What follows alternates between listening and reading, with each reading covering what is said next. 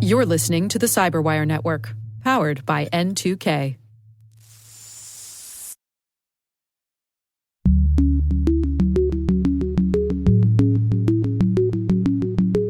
If you put change management in place to check a box on a program, then there's incentive for people to work around it. But if everybody really understands and is bought in that that's the safest way to deliver software that benefits your users, that's a much more effective program. And it's much more palatable to the engineering team because they understand why the controls are in place in the first place. Hello, everyone, and welcome to Caveat, the CyberWire's privacy, surveillance, law, and policy podcast. I'm Dave Bittner, and joining me is my co-host Ben Yellen from the University of Maryland Center for Health and Homeland Security. Hey there, Ben. Hello, Dave. Today, Ben has the story of a Pennsylvania case on whether people have a reasonable expectation of privacy in Google searches. I look at the notion of a defensive search exception to the Fourth Amendment, and later in the show, we're joined by Nick Means from SIM to discuss how building a compliance program doesn't have to tank your engineering velocity. While this show covers legal topics and Ben is a lawyer, the views expressed do not constitute legal advice. For official legal advice on any of the topics we cover, please contact your attorney.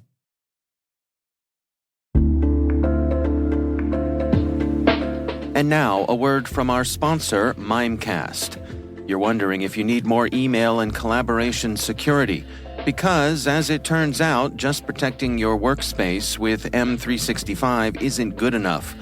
You just watched your entire company grind to a screeching halt, all because someone opened a phishing email. Next time, don't rely on one-size-fits-all security. Protect your inbox with Mimecast and diversify your security stack. For a free trial, go to mimecast.com and keep your business from, falling apart.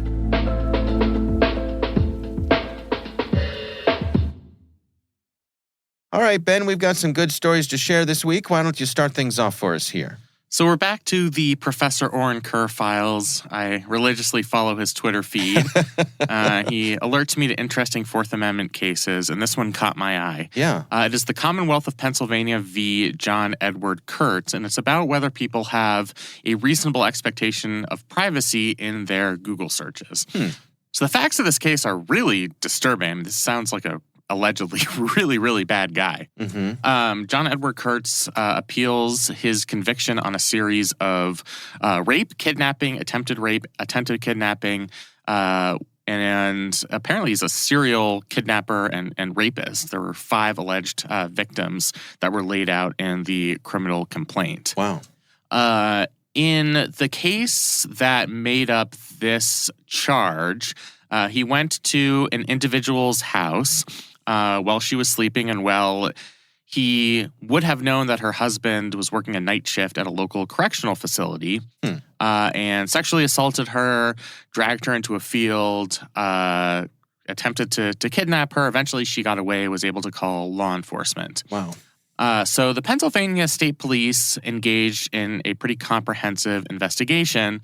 They were able to extract DNA from a sample left in the victim. Yeah. So they had circumstantial evidence that this individual was involved. There was a match for the DNA, but you can't prove that this person committed sexual assault from that alone. So we're looking for other sources of data. So they went to Google and asked if anybody in the immediate vicinity within a certain time period had searched the physical address of this alleged victim. And sure enough, Mr. Kurtz's IP address was among those who had searched for that location. So they ended up trailing this guy. It turns out he worked at the same correctional facility as this woman's husband. They were able to arrest him. He ended up confessing to the crime because they presented him with all of this very overwhelming evidence. Your classic fruit of the poisonous tree here. He wants to suppress the original evidence used that led to his conviction, and that is this request from Google, the subpoena to Google for these search records. So the question turns on whether Mr. Kurtz has any Fourth Amendment rights in what he puts into a Google search bar. And that turns on whether he has a reasonable expectation of privacy in his Google searches. Generally, as we've talked about many times, people do not have a reasonable expectation of privacy in information they voluntarily submit to third parties.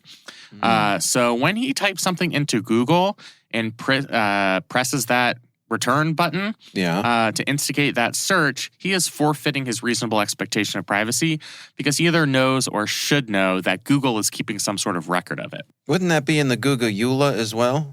It absolutely is. So they went and looked back at the relevant EULA that was in place at the time this crime occurred.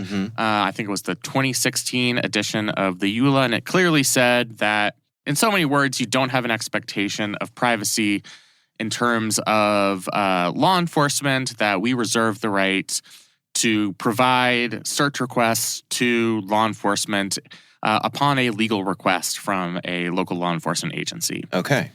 So, that was all contained in the EULA, although that presents a bunch of other interesting questions that we can talk about in a moment. So the court held here that you do not have a reasonable expectation of privacy in a Google search. This is your standard third-party doctrine case. They knowingly volunteered this information to a third party. Google retains that information. Once it's in Google's hands, you can't have an expectation that the government is not going to get hands on that data. Right. Now, the argument everyone makes these days is, I'm Carpenter. I'm Mr. Carpenter. Everybody goes back to the Carpenter v. United States case, the one instance where the court said just because information was submitted to a third party doesn't mean that that Fourth Amendment protection is canceled in those circumstances. The specific facts of the Carpenter case had to do with historical cell site location information. A guy who committed a bunch of robberies of, ironically, cell phone stores. And it turned out that the government had been tracking his historical cell site location information. In that case, they held that even though he voluntarily submitted that information to the third party, the cell phone company, it wasn't really voluntary because all he did was turn on his cell phone. The cell phone automatically tries to find the nearest tower. Not to mention the fact that the depth and breadth of information that you can obtain about somebody, given their cell site location information, it's just so vast that it makes it different than other third-party doctrine cases. So every criminal defendant is going to say, I'm the new Carpenter. This is a case where the depth and breadth of information you collected is so vast that I should be granted some type of Fourth Amendment protection on information. Okay. And the court here basically says, nah, nice try. You are not Carpenter. Okay. This is one discrete search term. We weren't engaging in any type of historical location tracking. And the voluntariness element is a little clearer here. Instead of just turning on your device, you are actively typing something into the search engine bar and pressing that return button, meaning you are engaging in that search. So this is only one of the grounds of his appeal, but it was upheld on his conviction was upheld on appeal. So at least in this Pennsylvania court, this is the Pennsylvania Supreme Court, we have a pretty declaratory statement here that based on this case and other cases, you do not have a reasonable expectation of privacy in what you type into that Google search bar. First of all, I want to have T-shirts made up for you that say "You are not Carpenter." I like that as a marketing idea. You can sell that at in the gift shop at the Center for Health and Homeland Security. Right? I love that idea, and I think I'll just show up in one of those shirts to every single Fourth Amendment case. That's right. Because I would say in maybe 1% of them, somebody can make a viable comparison to Carpenter, but in the rest of them, it's just, I'm Carpenter, please, I'm Carpenter. No, you're not Carpenter. Was there any particular element of this that caught Professor Kerr's eye here that he had insight on? So remember when we talked a few weeks ago about his article on how terms of service shouldn't be a factor in Fourth Amendment investigations? How when you are agreeing to that EULA, that has implications in terms of the relationship between you and that private company. And your rights to that information vis-a-vis that company, but it shouldn't have any implication on one's Fourth Amendment rights.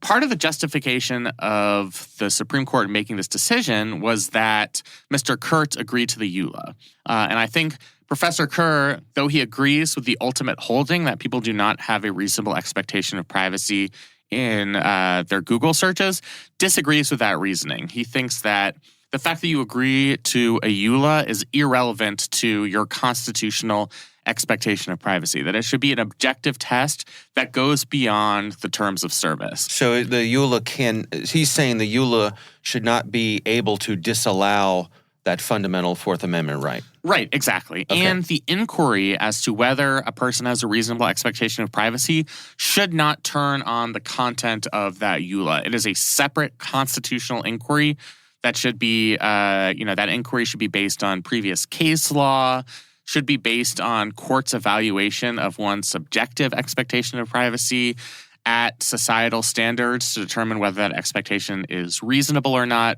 EULAs are just a different ballgame entirely. Mm-hmm. It defines the relationship between the person and the private company. And it should just not be a consideration. And that's generally a perspective I've come to agree with based on Professor Kerr's writing. The other thing that really interested me is I always look at the replies in Twitter. Ben. And somebody asked, would it have mattered if this person engaged in an incognito search? Which I think is a really good natural next question. Yeah. And Professor Kerr said no, it wouldn't matter. I tend to agree with that. In just pulling up an incognito browser, it says that you can browse privately, and that Google will not save your browsing history, cookies and site data, information entered in forms. But your activity may still be visitable to websites you visit, your internet service provider, your employer, or your school. Right. I think that's enough indication that some records are being collected here when you're using incognito browser. It is not a get out of jail free card. I think it's useful to try to conceal your search history if you're trying to trick your spouse or your neighbors or your employer perhaps. If your employer is not technologically savvy, but it's not something that can be effectively used to evade law enforcement. So you really should not have a reasonable expectation of privacy, even when you use incognito browser. That's not going to be the determining factor here. Yeah. The fact that you are voluntarily entering something into the search bar, whether it's in a regular Google search or whether you are using incognito browser, is and of itself indication that you have no reasonable expectation of privacy. You're typing it in there. It is on the internet. That means a lot of people are going to be able to see it. And that's really what this case comes down to. Yeah, there's that old saying, don't put anything on the internet that you wouldn't put on a postcard. Yeah, I think that's ultimately the determining factor in this case is we know, or at least we should know, that everything we do on the internet creates some type of permanent record, even if we're using incognito browser. And it's going to some type of third party. Most of these third party companies are not going to lift a finger to fight for our privacy rights. It's not in their interest. When the Pennsylvania State Police comes to Google and says, hey, is anybody searching the address of this woman who was brutally raped and kidnapped, they're not going to be like, I'd rather not give that to you. We're going to stand on principle here. Yeah, I'm going to stand on principle and protect this guy who is clearly a serial rapist. That's just not something that Google is going to do. Let me ask you this. Did law enforcement get a warrant for this information, or was it just handed over? So they did end up getting a warrant, which is one of the reasons why the finding in this case that there is no reasonable expectation of privacy in Google searches isn't actually the determining factor in this case. They did end up getting a warrant. It was just one argument that the defendant made, and so they responded to that argument and said, no, you don't have a reasonable expectation of privacy in your search history. I think there could be other cases where they did never obtain a warrant, and then that could be the determining factor. I see. It just happened to be in this case that there was questions about the validity of that warrant. The court separately held that it was a valid warrant supported by probable cause. So this is one of those instances where the defendant in appeal just kind of throws crap at the wall to see what sticks. I was going to say, right. So you try the warrant was defective. Maybe if you get lucky on the warrant was defective, then you can say, well, the original subpoena to Google violated my Fourth Amendment rights because it was an unreasonable search and seizure. I had a reasonable expectation of privacy in that information. Basically, the Supreme Court of Pennsylvania here is saying no dice on either of those allegations. So, long story short, this person is in prison and is probably going to be in prison the rest of his life. All right. Well, that's a good ending, I suppose. I'm not going to say happy ending because obviously they're all the people that were affected by his horrible actions, but perhaps justice has been done here. I think so, and I think the legal reasoning on it is pretty sound, in my opinion. Yeah. All right. Well, we will have a link to that story in the show notes. My story this week comes from the Center for Democracy and Technology. It's an article written by Jake LaPeroux. I believe I have that right. If I don't, I apologize. And this is about how the FBI is facing some scrutiny regarding how they use FISA to look into some communications of a member of Congress, and they did so without a warrant. So Section 702 of FISA, which comes up here regularly.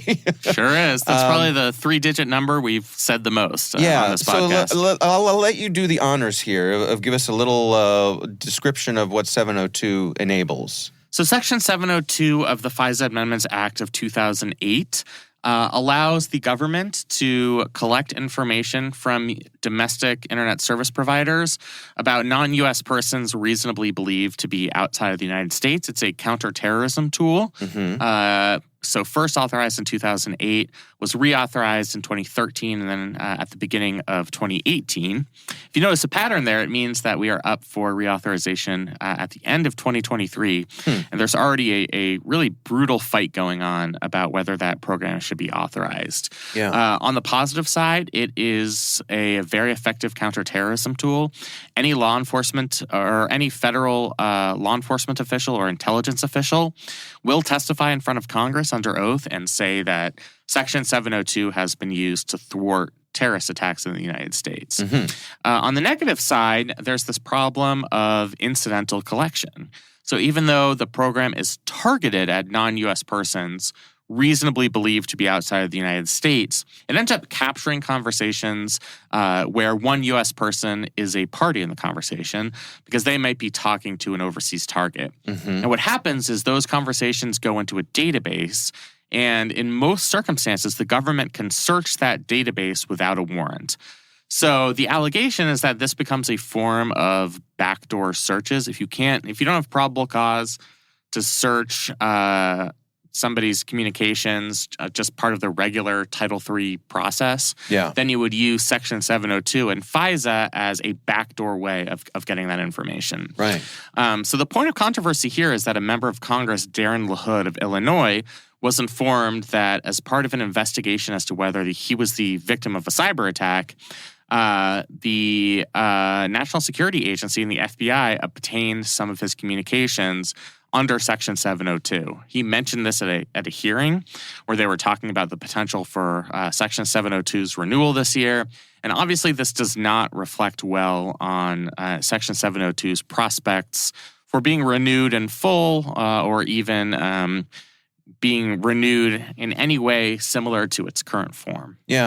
I want to dig into this notion of defensive searches, which I think is the core of what they're talking about here. I mean, that's the back door, right? That's the end around of the Fourth Amendment. So what the FBI would argue is defensive searches. I don't know that they necessarily use that term. But these are the type of searches where you're not investigating an American for any type of criminal activity or for involvement in any foreign intelligence operation.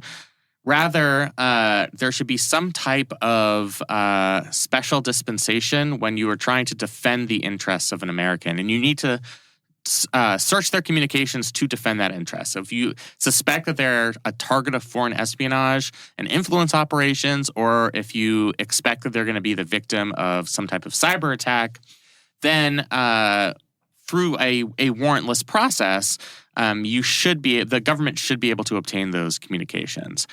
Really, it's not that different than what happens currently under the law. There are a very limited number of cases that require a warrant to search the Section 702 database.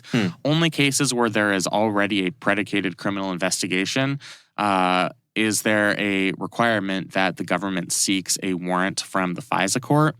But I think the FBI's thinking is through this reauthorization process, Congress is going to try and create some type of rule regulating searches of the Section 702 database, and it might be a broad type of warrant requirement where for every query of the Section 702 database, you might have to go in front of the FISA court and present a probable cause finding. And what the FBI would say is, well, what if we're trying to protect you? We don't want to have to go through that arduous process. It would slow things down. Yeah. Now, did I roll my eyes a little bit when this article went through the sordid history of FBI surveillance? And that was my next thing here. I mean, the article points out that J. Edgar Hoover monitored Dr. Martin Luther King Jr. It's been used against anti-war movement, black activists, students, left-leaning groups, and after 9/11, they were monitoring Muslim communities. So there's plenty of history here that describes the potential peril. Yeah, there certainly is potential peril. All of that history is very real. I think it's kind of an emotional appeal that's disconnected from the somewhat narrow question about whether there should be different rules for defensive searches for Americans' communication. I think all 702 searches have the potential to lead to abuse. I mean, when you have this database and you have a relatively large subset of communications that go through this database, although we recently found out that the number of searches of this database has decreased drastically over the past 2 or 3 years. Still a lot of communications, but it went from like 3 million down to 120,000. Wow. So clearly there's somebody in our federal government who's taking notice of at least the bad optics of the Section 702 searches. But when you have searches like this, there's always going to be the potential for abuse. I think the task for Congress is to figure out a way to make this database useful for foreign intelligence purposes while still protecting the Fourth Amendment rights of Americans. And there are various ways you can strike that balance. Yeah. The privacy and a member of the Privacy and Civil Liberties Oversight Board would allow warrantless queries as a general practice, but would add heightened protections for queries involving elected officials, members of the media, and religious figures. I think that would be a step in the right direction, but it's kind of a weird slippery slope where then, why only those sensitive groups get these heightened protections? Why not political dissidents? Why not atheist groups if we're not talking about religious leaders? Yeah. But I do think Congress, theoretically at least, has the ability to come up with fair rules here. And they have virtually 8 months to try and do it before this law expires. So this article, the author of this article, I think their point is that they want a warrant to be required. In all circumstances. Yes, in all circumstances. Is there an in-between here? Is there a possibility for oversight without requiring a warrant, or is that allowing the foxes to guard the henhouse? So one of the reasons that this is a very difficult area of law and policy is that so much of this program is secretive. When we do find out about abuses that exist in this program or overzealous use of the Section 702 database, it comes out in redacted judicial opinions, usually by the FISA court, 2 or 3 years after the alleged offense has happened. So it's sort of like when you look at a distant star and you're actually seeing what that star looked like, hundreds of billions of years ago. Right. When we see these cases, you have a view into Section 702 as it existed several years ago. So it is hard to have that type of real-time oversight. Theoretically, Congress should have the ability to get classified briefings on Section 702 surveillance. That in and of itself is an imperfect system. The best evidence that it's imperfect is that a member of Congress himself has been surveilled as part of a warrantless search. So it's a really difficult problem to solve. I mean, I think the government, to me, has made a compelling case in some of these congressional hearings that a blanket warrant requirement on Section 702 searches in the database would be a major inhibition on intelligence collection and could lead to harms such as terrorist attacks, cyber incidents, espionage, etc. But, these civil liberties groups have been adamant for years that this is a backdoor search, that we need some type of robust warrant protection. There are members of Congress who agree with them, members of both parties who have proposed amendments in the past to try and institute this warrant requirement. So these are two pretty intractable positions, and I know this feels like a cop-out, but I'm curious to see where they land. I don't know what a reasonable middle ground would be. Yeah. So I'm curious, just like everybody else, as to what happens through the legislative process here. Making its way through our dysfunctional Congress. Yeah, once they figure out how to avoid national default, fund the government, keep the lights on, maybe we can have a nice, robust debate into our surveillance practices. All right, we'll look forward to that. All right, well, we will have a link to that article in the show notes as well. And of course, we would love to hear from you. If there's something you'd like us to discuss here on the show, you can email us. It's caveat@thecyberwire.com.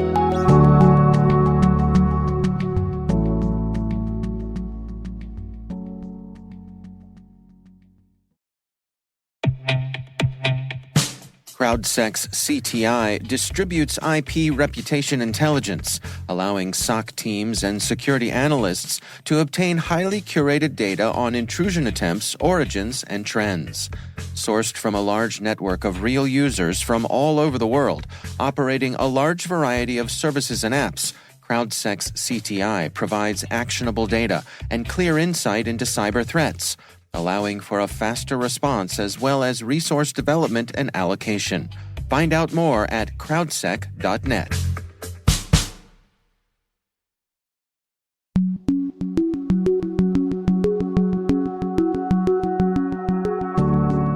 Ben, I recently had the pleasure of speaking with Nick Means. He's from a company called SIM, and he joins us with insights on how an organization can build a compliance program without tanking their engineering velocity. Here's my conversation with Nick Means. The only way to be 100% compliant, to be 100% safe, is to just not ship any software at all. And that's obviously not what anybody wants. And so it's inherently some amount of compromise to put controls in place in a way that still lets your engineering organization ship software at the pace that they want to ship software. Put controls in place that's not onerous on them and their ability to do their job, but still results in the compliance results that you're looking for at the end of the day. And digging into that tension and finding the right way to do that is a really interesting problem that's changed a lot over the years. Is there a most common way that folks have their compliance programs set up these days? It's becoming more and more common to use a compliance out-of-the-box program, sort of like Vanta. There's a few other vendors out there that will sell you this sort of thing, where it's sort of a prepackaged set of controls, walks you through setting up a compliance program, all of the things that you need to put in place for SOC 2 or something like that. That approach is becoming increasingly more common for smaller organizations that need to be compliant, and then larger organizations, the path still seems to be hire a CISO, have them help you put the program in place, design one that fits you and your organization really well. How does the engineering team feel about these sorts of programs being put in place? I think it depends on how they're put in place, right? So I remember early in my career, it's sort of the first time I had been in a compliant environment. It was in a health tech startup. We were subject to HIPAA and had a compliance officer that was helping us put a HIPAA program in place and really didn't have a whole lot of empathy for the need to deliver software. It was really just focused on the controls. And that's a pretty painful place to be as an engineering team that's trying to deliver software. It seems that approach is less and less common now, which I think is a really good thing. There's a lot more empathy from the folks that are helping engineering teams put these programs in place, a lot more listening, a lot more, okay, this is the control, this is the objective of the control. How can we put this in place in a way that doesn't slow you down any more than it has to give us the compliance that we're looking for? And how do successful teams go about doing that? I think the most successful compliance programs I've seen are compliance programs where the engineering team does have a voice in the process. So you have an empathetic person that's in charge of putting compliance in place. They're seeking to involve the engineering team in the process, not come in and layer controls on top or tell them that they have to do things a certain way, but to talk to them and figure out, how do you build software now? What are the controls that we need to put in place? How can we do that in a way that is the least disruptive possible for you as an engineering team? In a lot of cases, that's going to be an automated control of some sort. A good example is change management. That's a component of many compliance programs. You have to manage the change in the software that's going out the door. Most of the time, you can achieve that control via your standard software delivery or SDLC program, just doing pull requests, having somebody review the code before it's shipped out the door. Maybe if they're touching a high risk part of the code base, you need an approval from an executive or somebody higher up to make sure that code is safe, but putting those controls in place in an automated fashion so that there's not somebody that's running a manual change management program. Can you give me some insights as to the letter of the law versus the spirit of the law? I think we hear a lot of complaints from folks that talk about checkbox compliance, and you can understand the need for that, right? Particularly if you have some kind of regulator looking over you, and it's great to be able to say, here are the boxes, we check them all, and so we are in compliance. But I think a lot of folks aspire to more than that, and how do you strike that balance? I think a big part of it is having an understanding that the aim of the compliance program, not the compliance program itself, is your real goal. You want to build secure software. You want to build software that doesn't introduce new vulnerabilities, where risks are managed, where change is controlled. You don't want people SSHing into a production server and changing production code live. You want a change management process of some sort. And getting to the why of that and making sure everybody's bought into the why of the compliance programs is the important part. If you put change management in place to check a box on a program, then there's incentive for people to work around it. But if everybody really understands and is bought in that that's the safest way to deliver software that benefits your users, that's a little bit more that's a much more effective program. And it's much more palatable to the engineering team because they understand why the controls are in place in the first place. How do organizations make this collaborative and not end up, in an adversarial relationship between the compliance folks and the engineers? I think it goes back to kind of what I said earlier, is of giving the folks on the engineering team a voice in the process. Don't just come in and layer controls on top of them. Don't tell them, okay, we're going to put this button here and somebody has to click this every time you want to deploy software. Come in and ask, okay, we have to have some affirmative approval that it's safe to deploy the software and it's approved by more, it's been seen and reviewed by more than the person that wrote it. What is the best way for us to do that for your team in a way that's not disruptive? It's one of the design principles of the product we build at SIM. We've built a product that lets you layer in authorization and approval workflows for accessing production environments and other things. Workflows run in Slack. But one of the key components is it's all configured in code. So the engineering team that's using these workflows on a day in, day out basis to get approval to access production environments or deploy software can go in and look at the code that's setting up these workflows and commit changes to it. So they're able to change the controls that they're subject to. Is this, when it's properly implemented, do the engineering teams see this as a benefit? Can it be anything other than a speed bump for them, or are there positive sides to it? I think there's a lot of cognition for most engineers nowadays that breaches are more and more common. And one of the most common ways that organizations are getting hacked is by somebody phishing and successfully compromising somebody's user credentials. And so there is some deep incentive there to not carry more access than you need on an ongoing basis. So I think focusing on benefits like that, focusing on being aware of how much access you have and what could happen if your credentials were somehow compromised is one way that engineers can see this as more than a speed bump. Code review is also another good example of a thing that checks a bunch of compliance checkboxes, but also helps build better software. And it's a pretty common practice among software engineering teams now. So it's a good example of a thing that's gone from kind of new novel idea 20 years ago to something that most engineering teams do naturally now and see as a beneficial part of their process. So I think it's all about finding ways to do it in finding ways to achieve compliance in a way that actually benefits the team as well as often as possible. How about it as we move up the organizational chain within an organization? The leadership folks, the folks on the board of directors. What's the most effective way to present this kind of plan to them, to let them see the value in it?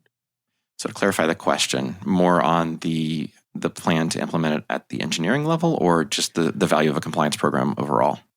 Well, I think the compliance program requires an investment of time and money, resources, all those kinds of things. But to sell to your board of directors that we're going to come at it, but we're going to come at it in this way. It's not going to be just a checkbox thing. There's that might be cheaper for us, but here's what we're going to get out of coming at it the proper way. The interesting thing about coming at it from a checkbox approach is that's also often a more painful way to come about it.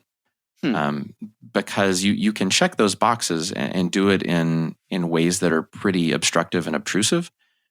Whereas if you get to the actual motive behind the compliance program, the reason that the controls are there in the first place, that gives you the opportunity to have those conversations, to make it a more empathetic approach with the people that are subject to the controls and do it in such a way that's not painful to them. And from that perspective, it becomes a little more easier to sell to a board of directors. Again, kind of digging into that tension of, we can make ourselves compliant by not shipping any software at all. Or we can ship software very quickly and not worry about compliance. Where we want to land is somewhere in between, and that's going to take some discussion. It's going to take some compromise. We can't just come in and layer a set of checkboxes on top of it. The organizations that you've worked with that are doing this well, who are really hitting it out of the park, are there any common elements that they have? Any things that they share? Investment in people, I think, is a big one. Finding the right compliance person, the right security person who comes in and brings that more empathetic approach, who wants to work alongside the engineering team, who sees themselves as more of a consultant and an ally to helping the organization ship software in the right way versus someone that's just there to come in and achieve compliance aims. That's one of the commonalities that I've seen everywhere that I've thought this was done really well. Is that the engineering team actually wanted the help from this person because they knew it was helping them produce safer software, more secure software, versus sort of reluctantly allowing them to come in and help. Is this an iterative process as well? I mean, as you're going along learning things, is there a feedback loop as to what worked and what didn't, and how can we be constantly improving? Yeah, I think there has to be. If every time you go through an audit, the audit prep, there's parts of it that are more painful than others. When you hit one of those parts of audit prep, when you find a place that it's really difficult to gather the evidence that you need to get ready for the audit, that's a signal that that's a part of the process you should probably spend some time thinking about and iterating on so that you're not doing as much manual work when the next audit rolls around. Similarly, engineering teams are pretty good at introspecting on a regular basis and figuring out what part of their process is working and what part's not. So the person that's in charge of compliance needs to be ready to take that feedback from the engineering team and help them find a way to fix the parts of the compliance program that are painful. Make it where it's not something they're begrudgingly dealing with.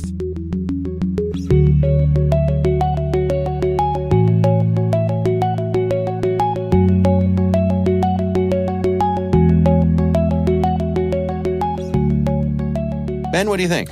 It's a really interesting conversation. I mean, you have to strike a balance between compliance and not trying to stifle innovation in your own company. And it's a really difficult balance to strike. Yeah. So I think, hearing the ways that he works through trying to strike that balance was just really interesting. Yeah. Again, our thanks to Nick Means from SIM for joining us. We do appreciate him taking the time.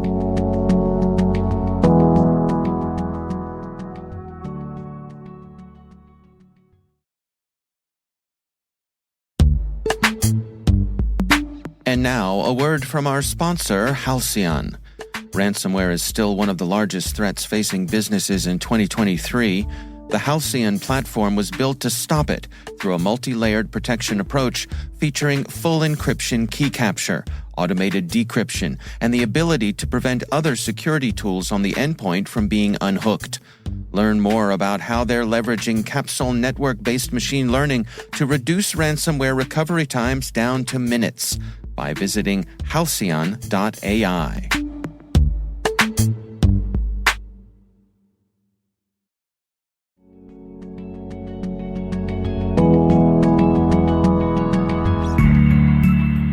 That is our show. We want to thank all of you for listening. We'd love to know what you think of this podcast. You can write us an email at cyberwire@n2k.com. Your feedback helps us ensure we're delivering the information and insights that help keep you a step ahead in the rapidly changing world of cybersecurity. We're privileged that N2K and the podcasts like Caveat are part of the daily intelligence routine of many of the most influential leaders and operators in the public and private sector, as well as the critical security teams supporting the Fortune 500 and many of the world's preeminent intelligence and law enforcement agencies. N2K Strategic Workforce Intelligence optimizes the value of your biggest investment, your people. We make you smarter about your team while making your team smarter. Learn more at n2k.com. Our senior producer is Jennifer Eiben. The show is edited by Elliot Peltzman. Our executive editor is Peter Kilpie. I'm Dave Bittner. And I'm Ben Yellen. Thanks for listening.